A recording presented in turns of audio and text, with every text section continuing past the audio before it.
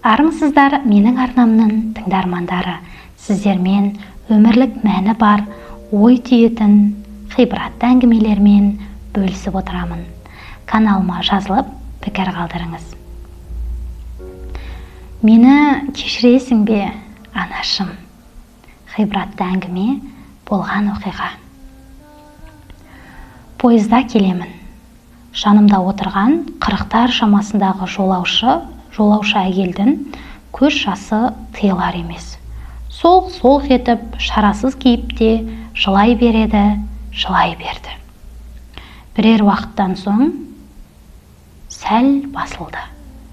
Сөйтіп, жанында отырған бір-біріне мүлде бейтаныс үшеумізге қарап былай деді.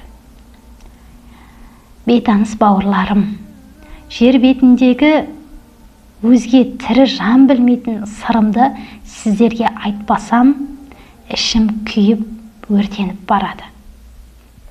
Әлбетте десіп бас шұлғадық.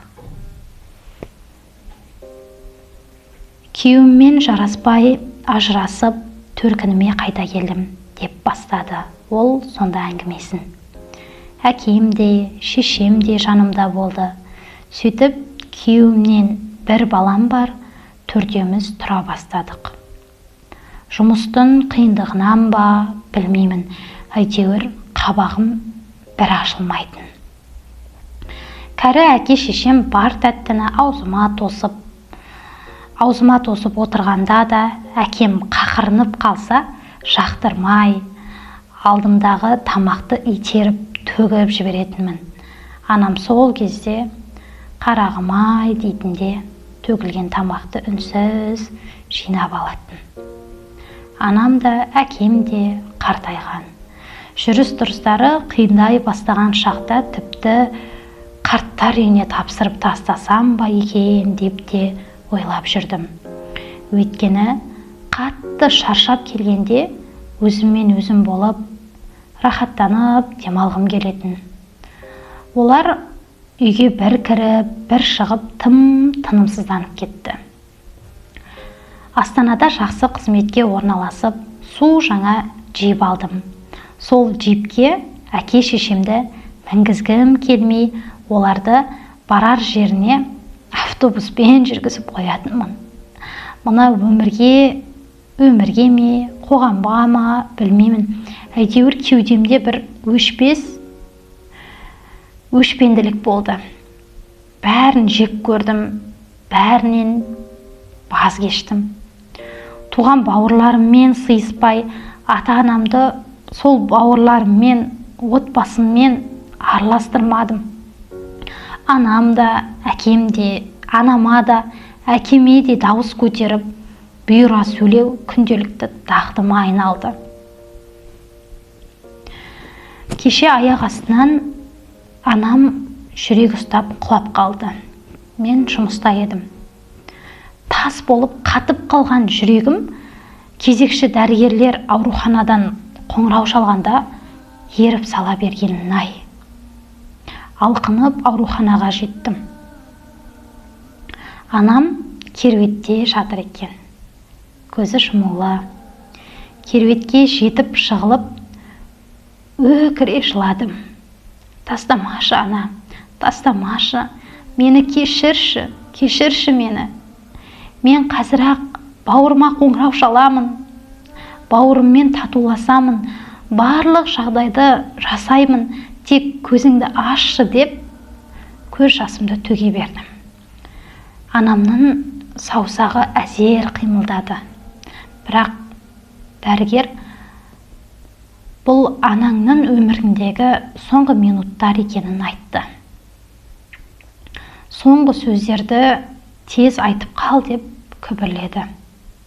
Соңғы сөздеріңді тез айтып қал деп күбірледі.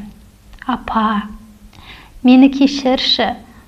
Мені кешірсең, қолымды қысшы, дедім жан ұшыра. Бұл сөздерді не үшін айтқанымды білмеймін. Бәлкім өзіме кішкене жеңіл болсын деп, кейін өз-өзімді жегідей жемеу үшін айтқан шығармын. Анам қинала, қимылдап саусағымен қолымды бір рет қысқандай болды. Расымен бе? Мен бейбақты, мен сорлыны кешірдің бе, апа дегенімде, бірер секундтардан соң анам саусағы тағы қимылдатты. Мен бұл жолы анамның мені естіп жатқанына сенімді болдым. Осыдан кейін бірер секундтардан соң анам мәңгілік сапарына аттанып кетті. Мен ебіл-себіл боп жылап, анамның бетін,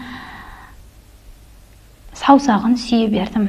Бұрын анам тірі кезінде мені бетімнен сүймекші болып ұмтылғанда, бетіндегі әжімдерін, бетіме тегенде жеркенем деп сүйгізбейтінмін. Сенесіздер ме? Анам керуетте жатқанда сондай тәтті болып кетті. Сондай тәтті еді. Әжімдері де сондай сүйкімді болатын.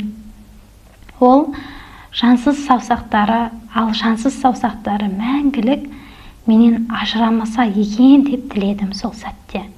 Бірақ бәрі кешеді. Мен ақмақты бір сәтте өзгертіп, тәубесіне келтірген қандай құдірет екенін білмеймін. Бір білерім, өмір бойы анама істеген істерім үшін өкініп өттім. Әйелдің ауыр әңгімесін тыңдап отырған жолаушының бірі, «Ал әкең қайда?» деді сыбырлай. Әкем анам қайтыс болды деген хабарды естіген бойда жүрек ұстап құлап қалды. Қазір ауруханада жатыр. Жағдайы жақсарып, телефонмен сөйлестім. Біз анамызды өзі туған Талдықорғанға жерлеу үшін алып келеміз. Анамның мүддесі бауырларымның көлігінде, деді әйел. Жүйткіген пойызға жүрдек уақыт ілесіп, әп сәтте түн түсіп, бәріміз ұйқыға жаттық. Әйел түнімен ауыр күрсініп, дөңбекшілеп шықты. Таңертең тұрғанда әйел бір түнде бірден 10 жасқа қартайып шөгіп кеткендей сезілді. Қолымызды мерзімінен кеш сермеп қалып жүрмейік, бауырлар. Анаңызды жақсы көретініңізді айтып, жиі құшақтап, бетінен сүйіңіз.